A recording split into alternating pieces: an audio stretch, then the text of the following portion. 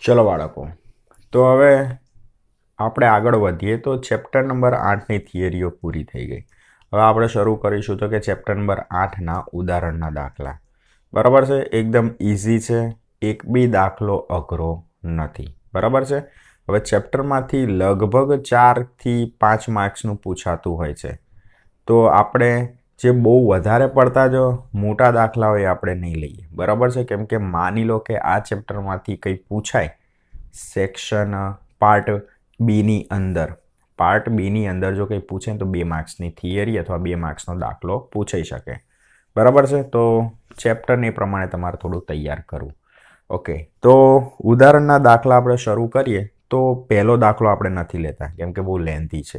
બરાબર છે, તો શરૂઆત કરીએ આપણે ઉદાહરણ નંબર 2થી. એકદમ ઇઝી. જુઓ, એક 25 મેગાહર્ટ્ઝ આવૃત્તિ ધરાવતું સમતલ વિદ્યુત ચુંબકીય તરંગ મુક્ત અવકાશમાં એક્સ દિશામાં ગતિ કરે છે. શું કીધું છે? વિદ્યુત ચુંબકીય તરંગ એક્સ દિશામાં ગતિ કરે છે. આવૃત્તિ કેટલી છે? 25 મેગાહર્ટ્ઝ. ચોક્કસ સમયે અને અવકાશમાં એક ચોક્કસ બિંદુ આગળ વિદ્યુત ક્ષેત્રનો સદિશ E ઇઝ ઇક્વલ ટુ 6.3 જે કેરેટ વોલ્ટ પર મીટર છે. તો આ બિંદુ આગળ સદિશ બી શોધો. બરાબર છે. ચલો, તમને આવૃત્તિ આપી દીધી છે, તો દાખલા નંબર 2, ઉદાહરણ નંબર 2.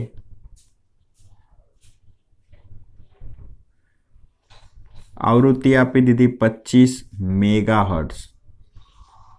મેગા એટલે 10⁶ થશે, તો 25 ગુણ્યા 10⁶ હર્ટ્ઝ. આનો એટલો કંઈ ઉપયોગ છે નહીં, છતાં પણ લખીએ. બીજું, વિદ્યુત ક્ષેત્રનો સદિશ તમને આપી દીધો છે 6.3 જે કેરેટ, બરાબર, વોલ્ટ પર મીટર. તો તમને અહીંયા વિદ્યુત ક્ષેત્રનો સદિશ આપેલો છે 6.3 જે કેરેટ. એનો મતલબ કે જે વિદ્યુત ક્ષેત્ર છે કઈ દિશામાં છે? વાય દિશામાં. વિદ્યુત ચુંબકીય તરંગ કઈ દિશામાં પ્રસરણ પામે છે? તો કે એક્સ દિશામાં. તો સીધી વાત છે, ચુંબકીય ક્ષેત્ર કઈ દિશામાં આવશે? ઝેડ દિશામાં. ચલો, સૌથી પહેલા તો આનું હું મૂલ્ય શોધું તો મોડ ઓફ સદિશ E ઇઝ ઇક્વલ ટુ શું આવશે? વર્ગમૂળની અંદર 6.3 નો વર્ગ એટલે છેલ્લે તમને ફરીથી 6.3 વોલ્ટ પર મીટર મળી જશે. ચલો, તમારે શું શોધવાનું છે? આ મૂલ્ય મળ્યું, તમારે ચુંબકીય ક્ષેત્રનો સદિશ મેળવવાનો છે. બરાબર છે, સદિશ કીધું છે એટલે પહેલા વિદ્યુત ક્ષેત્રનો સદિશ હતું એના ઉપરથી મૂલ્ય મેળવ્યું. તો હવે આપણને ખબર છે, તમને યાદ હોય તો વિદ્યુત ક્ષેત્ર અને ચુંબકીય ક્ષેત્ર વચ્ચે સંબંધ દર્શાવતું સમીકરણ.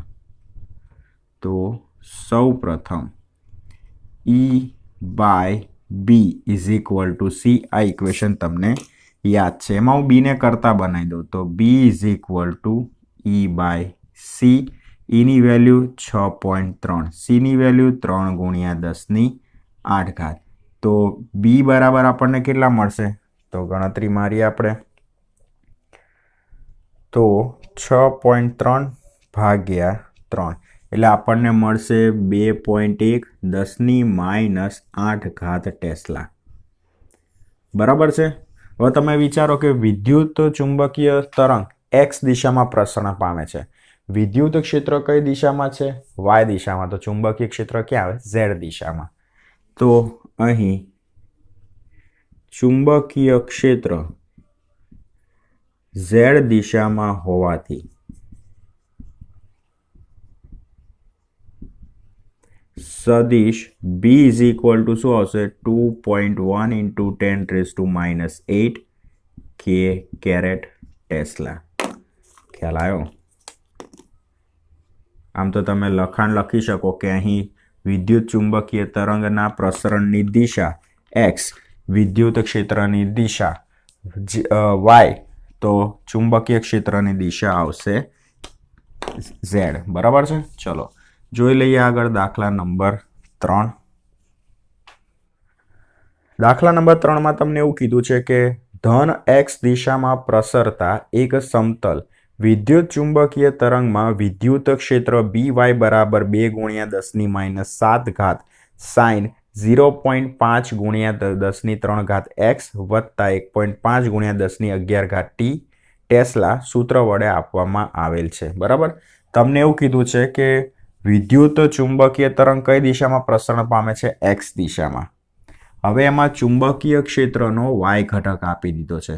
સમીકરણ કંઈક આવું છે, BY બરાબર 2 × 10⁻⁷ સાઇન કૌંસની અંદર 0.5 × 10⁻³ x વત્તા 1.5 × 10⁻11 t ટેસ્લા.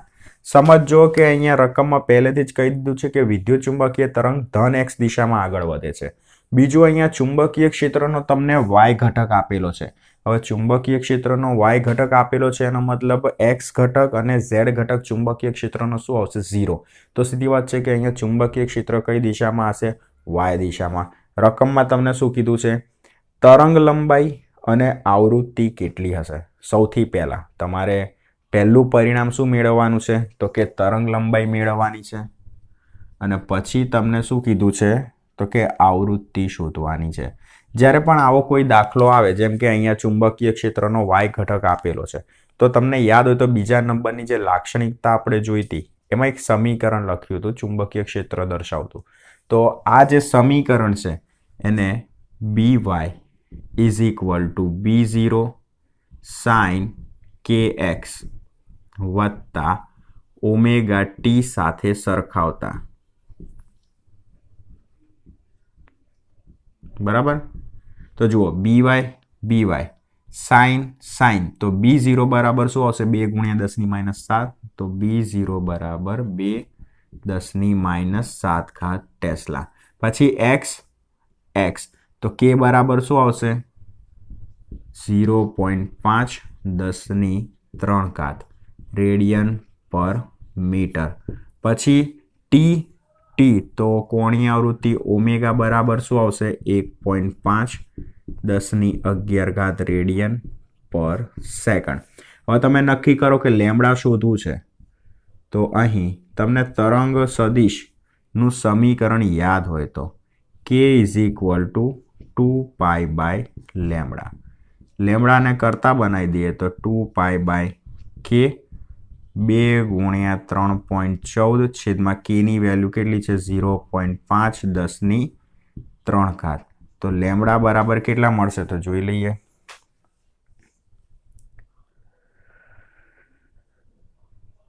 બે ગુણ્યા 3.14 ભાગ્યા 0.5 એટલે 12.56 ગુણ્યા 10⁻³ મીટર. તો આપણને શું મળ્યું? તરંગ લંબાઈ મળી ગયું. હવે શું શોધવાનું છે? આવૃત્તિ શોધવાનું છે. કશો વાંધો નહીં. તો આનો ઉપયોગ કરવો હોય તો તમે કરી શકો છો. કઈ રીતે? તો ઓમેગા બરાબર 2πf. ચલો fને કરતા બનાવી દઈએ તો ω/2π થશે. હવે ઓમેગાની વેલ્યુ છે 1.5 × 10⁻11 છેદમાં 2 × 3.14. જોઈએ આવૃત્તિ કેટલા હર્ટ્ઝ મળે છે. તો 1.5 ભાગ્યા 2 ભાગ્યા 3.14 તો 0.2388 10⁻11 એટલે f = 2.3 × 10⁻10 હર્ટ્ઝ થશે. બરાબર? કદાચ તમને ઓમેગા બરાબર 2πf સમીકરણ ના વાપરવું હોય તો તમે લેમ્બડાનો ઉપયોગ કરીને f = c/λ આ ઇક્વેશનનો ઉપયોગ કરીને પણ તમે આવૃત્તિ મેળવી શકો છો. હવે બીજા પરિણામમાં શું મેળવવાનું કીધું છે કે વિદ્યુત ક્ષેત્ર માટેનું સમીકરણ લખો. વિદ્યુત ક્ષેત્ર માટેનું સમીકરણ લખો. તો સૌથી પહેલા આપણે શું કરીશું? વિદ્યુત ક્ષેત્રનું સમીકરણ ધારી લઈશું. ધારો કે વિદ્યુત ક્ષેત્રનું સમીકરણ. હવે તમે વિચારો, વિદ્યુત ચુંબકીય તરંગ x દિશામાં આગળ વધે છે.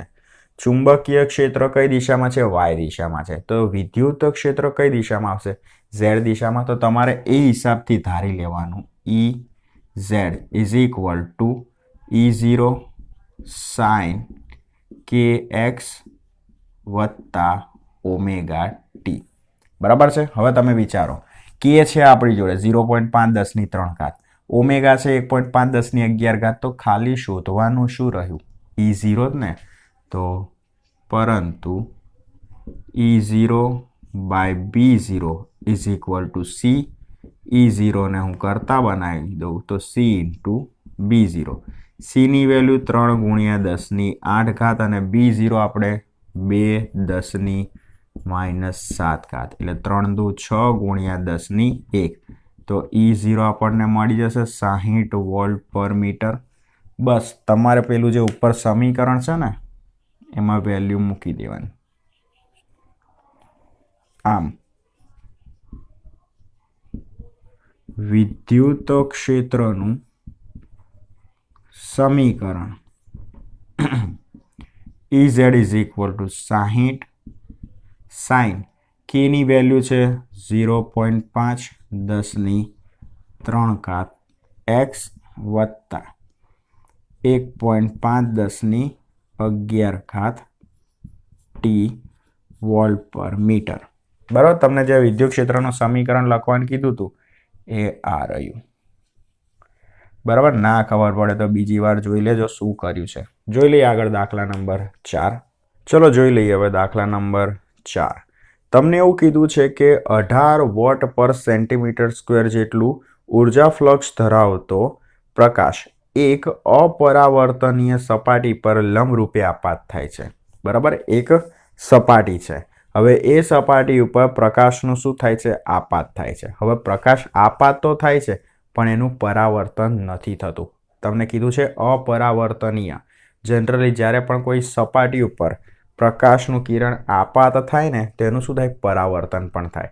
પણ અહીંયા તમને એવું કીધું છે કે 18 વોટ પર સેન્ટીમીટર સ્ક્વેર જેટલું ઉર્જા ફ્લક્સ ધરાવતો પ્રકાશ એક અપરાવર્તનીય સપાટી પર લંબરૂપે આપાત થાય છે. જો આ સપાટીનું ક્ષેત્રફળ 20 સેન્ટીમીટર સ્ક્વેર હોય તો 30 મિનિટ જેટલા સમયગાળા માટે સપાટી પર સરેરાશ બળ શોધો. તમારે સપાટી પર લાગતું સરેરાશ બળ શોધવાનું છે. તો પહેલાં તો જે વેલ્યુ આપી છે એ લખી નાખીએ. તો અહીંયા તમારે માટે એક નવી ભૌતિક રાશિ છે એ હું હમણાં તમને કહું છું. સૌથી પહેલાં રકમમાં તમને જે આપેલું છે ને 18 વોટ પર સેન્ટીમીટર સ્ક્વેર, એ શું છે ખબર? તીવ્રતા છે. વિકિરણની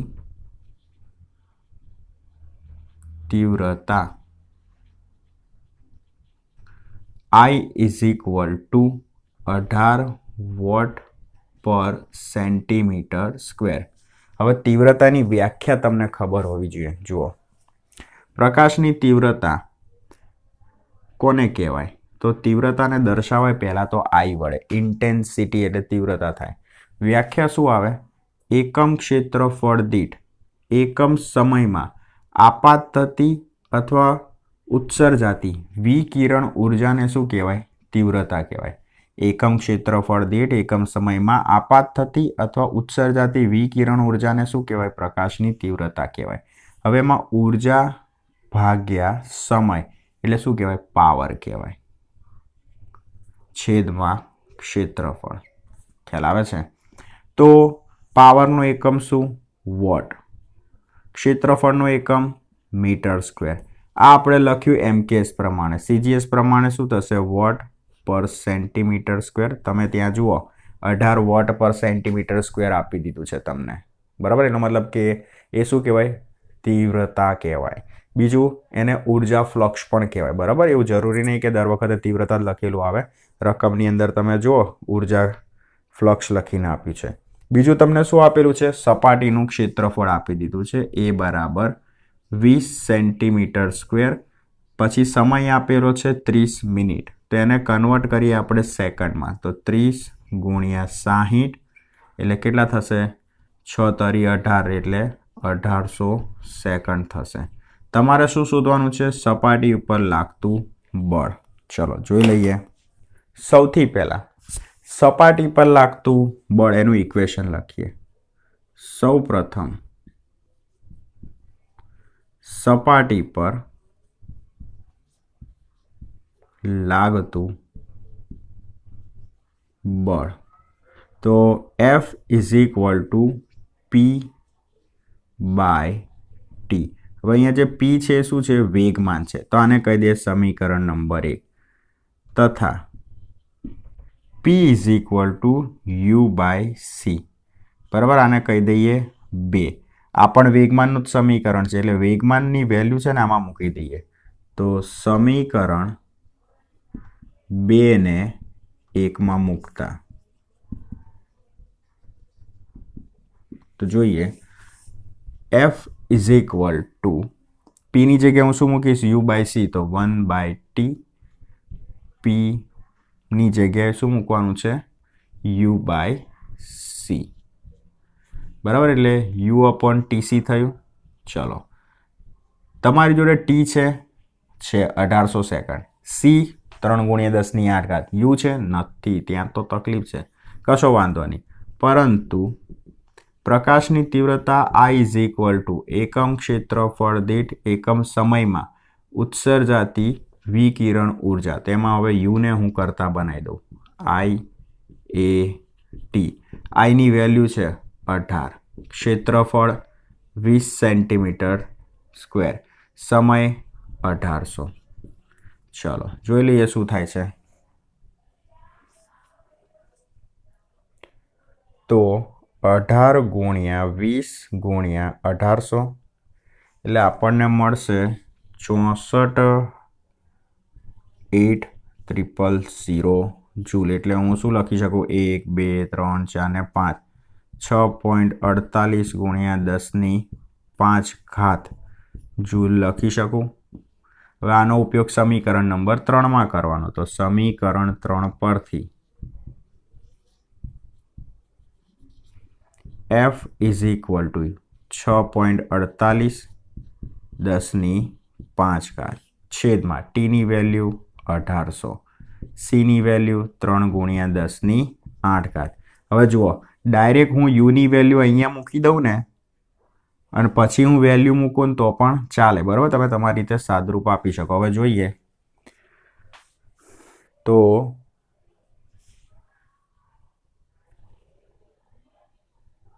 6.48 ભાગ્યા 1800 ભાગ્યા 3 એટલે આપણને મળશે 0.0012 × 10⁻³ વધશે. બરાબર છે. હજી પોઈન્ટ આપણે જમણી બાજુ જઈએ 1, 2 ને 3 તો F is equal two 1.2 × 10⁻⁶ newton થશે. બરાબર, તો આ શું થયું? સપાટી પર લાગતું વિકિરણ દબાણ. વિકિરણ આ સપાટી પર લાગતું શું થયું? બળ થયું. એકદમ ઇઝી. તમારે શું કરવાનું હતું? સૌથી પહેલાં તો બળનું ઇક્વેશન લખવાનું, P/T. P એ વેગમાન છે. હવે વેગમાન તો ક્યાંથી લાવીશું? તો આપણી જોડે ઇક્વેશન છે P is equal to U by C. ચલો, એમાં પીની વેલ્યુ આમાં મૂકી દઉં. બરાબર, સમીકરણ 2 ને 1 મૂકી દીધું તો યુ અપોન ટીસી થઈ ગયું. તકલીફ પાછી ક્યાં છે? બધી વેલ્યુ છે, યુ નથી. તો તીવ્રતા આપી દીધી છે ને, તો વિચારો કે તીવ્રતા અને ઉર્જા વચ્ચે સંબંધ દર્શાવતું સમીકરણ તો આ રહ્યું. એમાં યુને કરતા બનાવો, વેલ્યુ મૂકો એટલે તમને ઉર્જાની વેલ્યુ મળશે. એ વેલ્યુ 3 મૂકો એટલે તમારું કામ પૂરું. ચલો જોઈ લઈએ હવે દાખલા નંબર 5. તમને એવું કીધું છે કે 100 વોટના બલ્બમાંથી નીકળતા વિકિરણથી 3 મીટર દૂર ઉદ્ભવતા વિદ્યુત અને ચુંબકીય ક્ષેત્ર ગણો. બરાબર, તમને બલ્બનો પાવર આપી દીધો છે. ચલો આ લૂછી નાખીએ.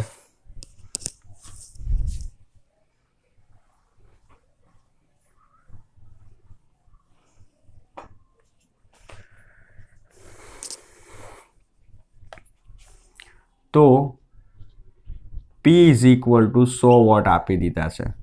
તમને બીજું શું આપેલું છે? વિકિરણથી 3 મીટર દૂર ઉદ્ભવતા વિદ્યુત અને ચુંબકીય ક્ષેત્ર ગણો. તમારે R બરાબર 3 મીટર લખવાનું, વિદ્યુત ક્ષેત્ર અને ચુંબકીય ક્ષેત્રો તમારે ગણવાના છે. હજી આગળ કંઈક શોધવાનું છે. હજી આગળ શું કીધું છે કે બલ્બની કાર્યક્ષમતા ઈટા તમને આપી દીધું છે 2.5% છે અને તે ઉદ્ગમ બિંદુ વચ્ચે તેમ ધારો. બરાબર, ફરીથી સમજો. એક બલ્બ છે, કેટલા વોટનો છે? 100 વોટનો પાવર છે. હવે 3 મીટર દૂર તમારે શું શોધવાનું છે? વિદ્યુત ક્ષેત્ર અને ચુંબકીય ક્ષેત્ર. બીજું બલ્બની કાર્યક્ષમતા આપી દીધી છે 2.5%. ચલો, સૌથી પહેલા તો તમને એ ખબર હોવી જોઈએ કે કાર્યક્ષમતા 2.5%, એનો મતલબ શું કે બલ્બને તમે જ્યારે 100% વિદ્યુત ઉર્જા આપશો ને ત્યારે એમાંથી 2.5% વિદ્યુત ઉર્જાનું શેમાં રૂપાંતર થશે? તો કે વિકિરણ પાવરમાં રૂપાંતર થશે. બાકીની જે ઉર્જા છે એ તો ઉષ્મા રૂપે વેડફાઈ જતી હશે. તો સૌથી પહેલા તમારે શું કરવાનું? તો સૌ પ્રથમ બલ્બ જ્યારે તમે ચાલુ કરો છો ત્યારે એમાંથી વિકિરણ ઉત્પન્ન થાય છે. તો સૌ પ્રથમ ઉત્પન્ન થતા વિકિરણનો પાવર. તો વિકિરણનો પાવર તમે કઈ રીતે ગણો છો? તો ફરીથી કહું છું કે બલ્બનો પાવર કેટલો છે? 100 વોટ છે. એ 100 વોટ તમે જ્યારે બલ્બને આપશો એમાંથી 2.5% પાવર શેમાં ઉત્પન્ન થશે? વિકિરણો ઉત્પન્ન કરવામાં. બરાબર છે. એટલે તમારે વિકિરણ પાવર ગણવો હોય તો જે 100 વોટ છે ને એના 2.5% ગણ નાખો. તો 2.5% ઓફ 100 વોટ. ટકા દૂર કરવા છે તો 2.5/100 ગુણ્યા 100 એટલે 100 કેન્સલ. તો વિકિરણ પાવર કેટલો મળશે તમને? 2.5 વોટ. ખબર પડે છે કે નથી પડતી? ફરીથી રિપીટ કરું છું કે બલ્બને કેટલો પાવર? 100 વોટ છે. એનો મતલબ કે 100 વોટ જ્યારે તમે બલ્બને પાવર આપશો ને એમાંથી 2.5 વોટ પાવર જ વિકિરણ પાવર તરીકે ઉત્પન્ન થશે. બાકીનું તો ઉષ્મા રૂપે વેડફાઈ જશે. બરાબર. તમારે શું શોધવાનું છે? વિદ્યુત ક્ષેત્ર અને ચુંબકીય ક્ષેત્ર શોધવાનું છે. બરાબર છે. હવે આપણે શું કરીશું? સૌથી પહેલા તમને યાદ હોય તો આપણે ચેપ્ટર નંબર 7 ભણ્યા હતા. એમાં એક ઇક્વેશન આવ્યું હતું. શું હતું? પહેલા હું બોલ દઉં. IRMS is equal to Im/√2. Same method અહીંયા વાપરવાનું. ERMS is equal to E0/√2. બરાબર. એમાં E0 ને હું કરતા બનાવી દઉં કેમ કે મારે આ E0 જ અને B0 શોધવાના છે. બરાબર. તો ERMS√2 સમીકરણ નંબર કહી દઈશ આને 1. અમારે ERMS શોધવાનું આવ્યું ને તો હવે જુઓ. હવે તમારે અહીંયા પ્રકાશની તીવ્રતાનું એક નવું સમીકરણ જોવું પડશે. પ્રકાશની તીવ્રતા. પ્રકાશની તીવ્રતાનું હમણાં જ એક ઇક્વેશન જોયું U/AT. પણ હવે આ થોડું અલગ છે. I is equal to ε0 ERMS² into C. બરાબર. જૂની ચોપડી હતી એમાં ઇક્વેશન આવતું હતું. એમાં ERMSને હું કરતા બનાવી દઉં. તો ERMS² is equal two I/ε0 C. Square છે સામે વર્ગમૂળ લઈ લઈએ તો ERMS is equal two √I/ε0 C. આને હું સમીકરણ નંબર આપી દઈશ 2. તમે કહેશો કેમ? બધું છે પણ તીવ્રતા નથી ને? કશો વાંધો નહીં. પરંતુ I/U/AT આવ્યું ને? તો U/T એટલે શું થાય? પાવર થાય ને? P/A. ચલો, P ની વેલ્યુ છે આપણી જોડે. કેટલી છે? 2.5. એ શું થશે? તો કે કોઈ પણ પ્રકાશ ઉદ્ગમ હોય એના વડે જે એરિયા કવર થાય ને એ કેવો હોય? વર્તુળકારો છે. માની લો કે અહીંયા બલ્બ છે. બરાબર. બલ્બ દ્વારા જે પ્રકાશ ફેલાશે એ આવી રીતે વર્તુળકાર હશે. એટલે બલ્બ દ્વારા જે અહીંયા એરિયા ઘેરાશે એ કેવો હશે? વર્તુળકાર. હવે તમને બલ્બથી 3 મીટર દૂર વિદ્યુત ક્ષેત્ર અને ચુંબકીય ક્ષેત્ર શોધવાનું કીધું છે. એનો મતલબ કે આ જે ગોળો તમને દેખાય છે, બરાબર છે, એની ત્રિજ્યા કેટલી થઈ? 3 મીટર થઈ.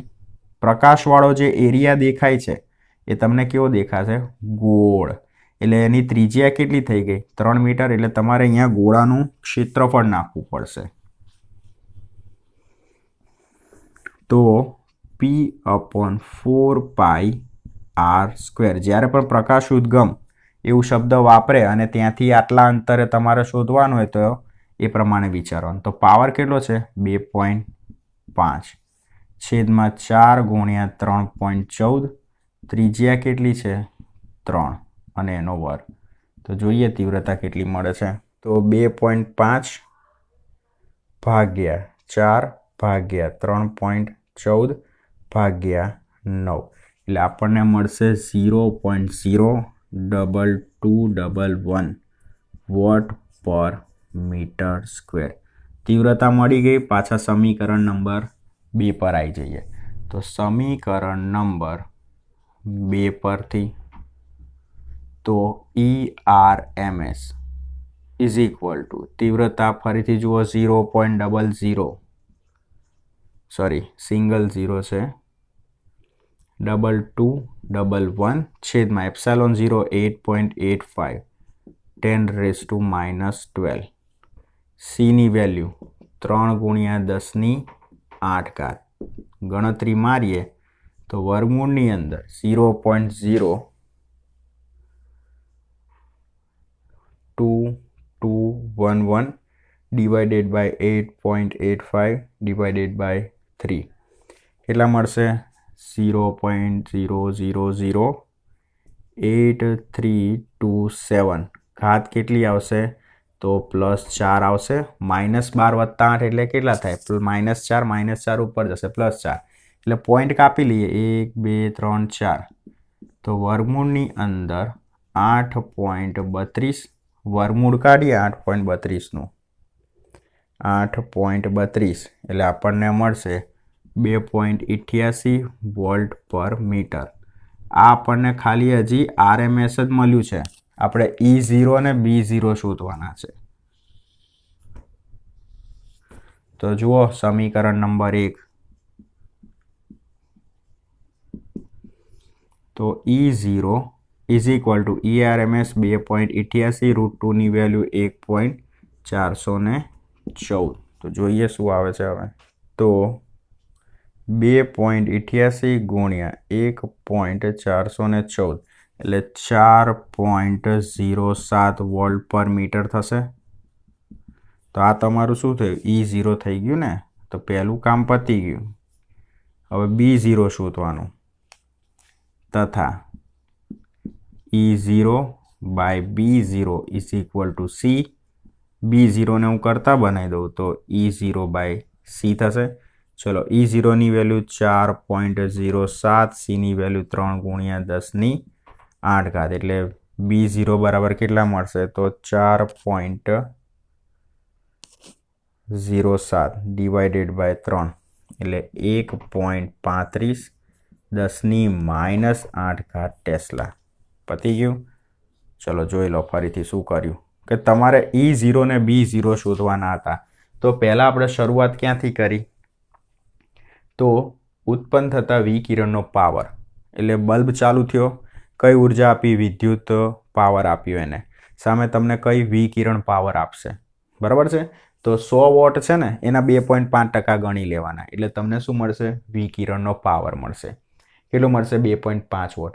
હવે ERMS બરાબર E0 બાય √2 એટલે E0 ને કરતા બનાવવાના તો ERMS √2. હવે તકલીફ શું ERMS નથી આપણી જોડે. તો તીવ્રતાનું એક સમીકરણ છે એપ્સાલોન 0 ERMS સ્ક્વેર ઇન્ટુ C. એમાં ERMS ને કરતા બનાવો તો વર્ગમૂળની અંદર I/એપ્સાલોન 0 C. પાછી એક તકલીફ તીવ્રતા નથી તો કશો વાંધો નહીં તમારી જોડે પાવર છે ને U/80 U/T એટલે પાવર P થશે એટલે તમને મળી જશે તીવ્રતા. આની વેલ્યુ આમાં મૂકો અને આની વેલ્યુ આમાં મૂકો એટલે E0 મળી જશે. પછી E0 B0 વાળું તો સૂત્ર આવડશે જ તમને.